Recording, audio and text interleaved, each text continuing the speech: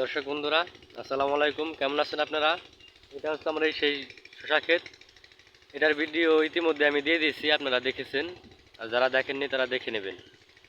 তো আজ আমি এটার ভিডিও দেখাবো না, সেই ভিডিওতে আমি ওই যে উপার দেখিয়েছিলাম, ওখানে লাউ গাছ লাগিয়েছি। ওখানে উঁচু করে কিভাবে মাচা তৈরি করতে হয় সে ভিডিও দেব বলেছিলাম। তো সেটার কাজ শেষ, সে ভিডিও আমি দেব। তো আপনারা দেখতে থাকুন, সেটা কিভাবে দিলাম, উঁচু করে মাথা কিভাবে দিলাম সেটা আমি আপনাদেরকে দেখাবো। আর এটার ভিডিও দিয়ে দিয়েছি। এখন জালি চলে এসেছে, জালি এসেছে, প্রচুর প্রচুর জালি এসেছে।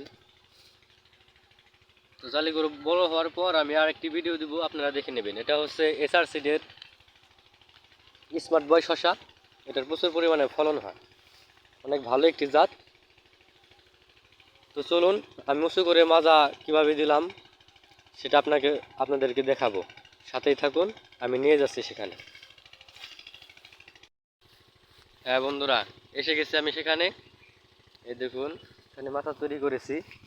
এখানে আছে লাউ গাছ, উপরে আছে ধুন্দুল গাছ। এটি লাউ গাছ, সতেজ লাউ গাছ। তো এটা পরিত্যক্ত একটা জমি, শুধু ভালো জমি থাকতে হবে তারই মানে নেই। আপনারা একটু বুদ্ধি খাটিয়ে যেখানে সেখানেই মাচা তৈরি করে ফসল ফলাতে পারেন।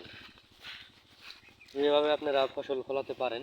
দেখুন কি সুন্দর গাছ হয়েছে, অনেক সুন্দর গাছ হয়েছে। দেখুন জালি বসে গেছে, জালি দেখা যায় কিনা জানি না, জালি বসে গেছে। তো আজকে মাচা রেডি হয়ে গেছে, আজকে শেষ করেছে। এটা ওই সামনে আরও গাছ আছে, উপরেও গাছ আছে।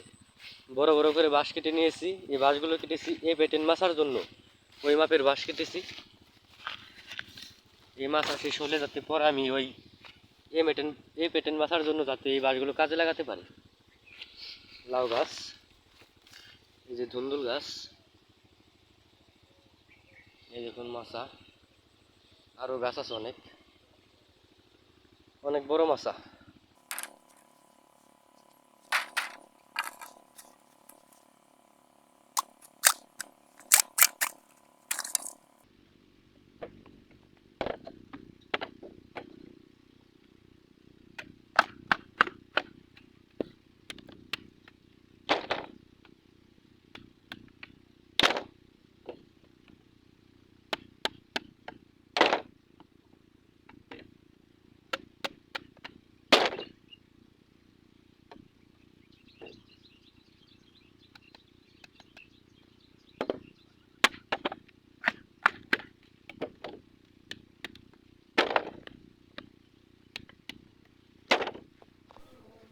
ঠিক আছে, ভালো থাকবেন বন্ধুরা।